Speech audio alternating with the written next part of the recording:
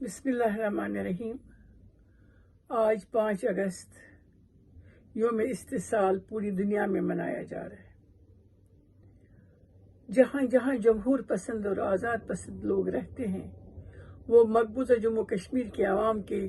साथ खड़े हैं। भारत के नाजायज कब्जे को और भारत के तमाम गैर और नाजायज इक़दामात की पुरजोर मज़म्मत करते हैं। 5 अगस्त 2019 को भारत ने जिस तरीके से हिंदुस्तान के आईन और कानून को तोड़ा और कश्मीर में जो ऑलरेडी उनका कब्जा था उसको मुस्तहकम करने के लिए वहाँ की जोग्राफी और सियासी हैसियत को ख़त्म करने की कोशिश की, उसकी जितनी भी मज़म्मत की जाए कम है। गैर रियासती बाशिंदों को बसाने का, वहाँ की ज़मीनों पर कब्जा करने का और वहाँ के मुलाजिम पेशा अफराद से उनका रोजगार छीनने का जो मंसूबा है वो उस पर आहिस्ता आहिस्ता अमल पैरा है। भारत की ये जो तंजीम है भारतीय जनता पार्टी, उनका इलेक्शन मैनिफेस्टो ही था कि हिंदुस्तान हिंदू रियासत है और कोई भी मुस्लिम रियासत वहाँ नहीं रह सकती है। इसीलिए मुस्लिम मेजॉरिटी इलाके को और रियासत को अक़लियत में तब्दील करने के लिए उसने नित नए कवानीन बनाए और जिसमें सबसे ज़्यादा जो तकलीफदह पहलू है, जिसकी जितनी भी मज़म्मत की जाए कम है, कि उन्होंने नौजवानों को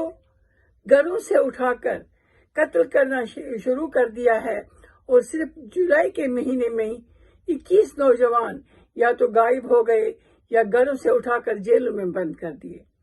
मैं ये नहीं बताऊं कि जेलों में हमारी कायदीन, हमारे लोग, हमारे बच्चे और हमारी खवातीन किस हालत में हैं, लेकिन जो मकबूजा जम्मू कश्मीर के अंदर की सूरत हाल है वो बहुत गंभीर है कि वहाँ जबरदस्ती लोगों से उनका रोजगार छीन लिया जाता है, जबरदस्ती उनकी जमीनों पर कब्जा किया जाता है और जबरदस्ती उनको घरों से उठाकर मुख्तलिफ जेलों में बंद किया जा रहा है। आज पूरी रियासत और रियासत से बाहर जहां भी कश्मीरी आबाद है वो भारत के इस गैर कानूनी और गैर आईनी कब्जे को न सिर्फ मुस्तरद करते हैं